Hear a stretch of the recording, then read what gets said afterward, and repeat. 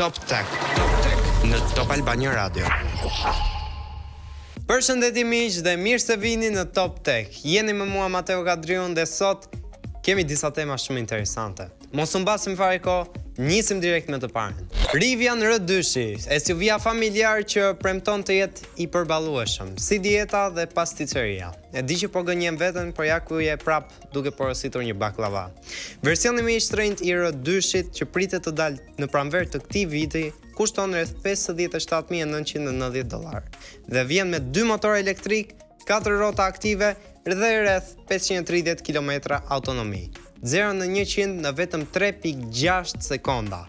Pra praktikisht është një SUV familjar që niset nga semafori me shpejtësi marramense. Në vitet që vijnë do të dalin dhe versione akoma më të lira, deri rreth $45,000. Por kjo do të varet nga mënyra se si do shiten modelet e para, sepse në fund edhe teknologjia ka një rregull të thjeshtë. Nëse njerëzit nuk e blejnë, ajo mbetet vetëm një ide shumë e bukur në PowerPoint.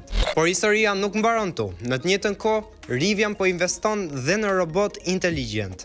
Një kompani e re e quajtur Mind Robotics e krijuar nga vetë themeluesi i Rivian, ka mbledhur $500 milion për të zhvilluar robot industrial me inteligjencë artificiale. Ideja është që këto robot të punojnë në fabrika me fleksibilitet pothuajse njerëzor.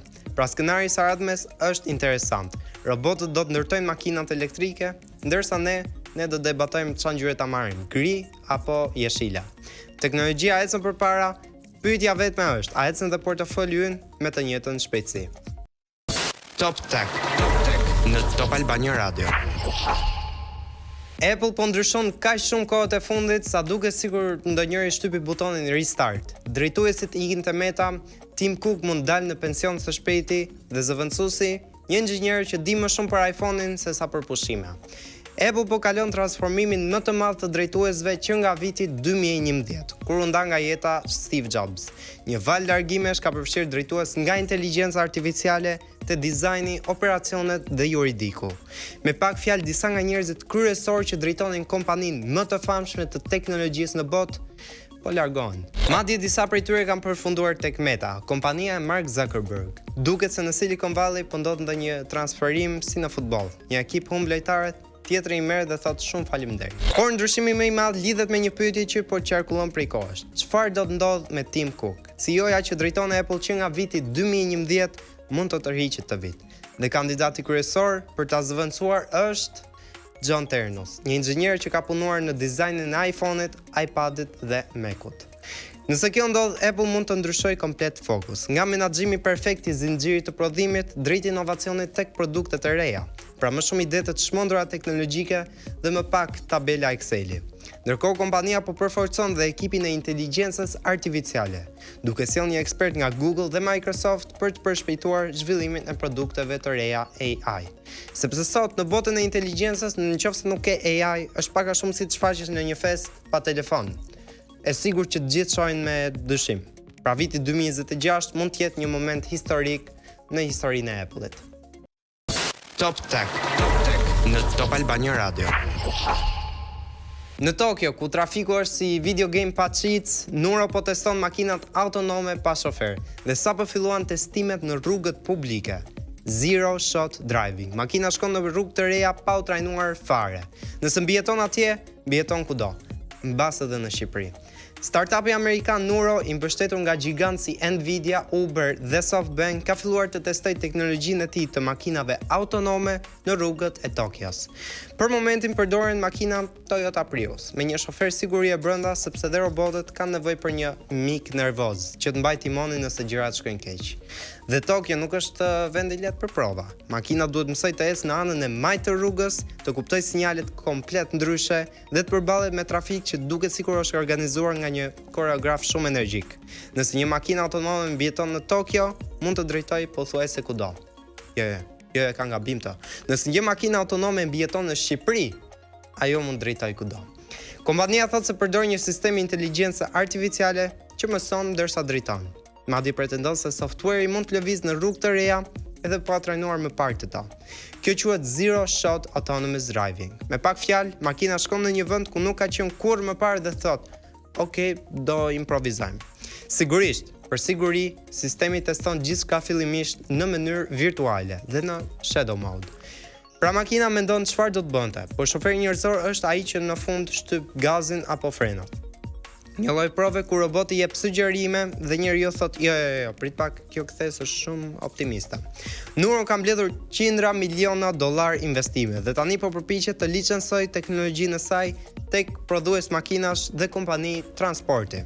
Pra po afrohet një ardhme interesante. Makinat do drejtojnë vetë, ndërsa ne do bëjmë atë që dim të bëjmë shumë mirë në trafik. Të ankohemi për trafikun. Top Tech në Top Albania Radio.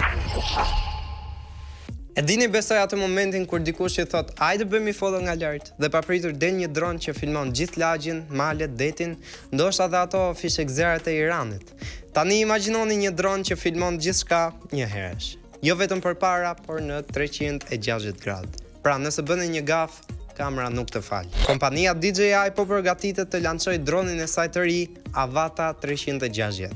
Dhe sipas njoftimit zyrtar, ai do të prezantohet më datë 26 mars. Ky do të jetë droni i parë i kompanisë që filmon video 360 gradë në rezolucion që mendohet të jetë 8K. Me pak fjalë një kamerë fluturuese që sheh gjithçka.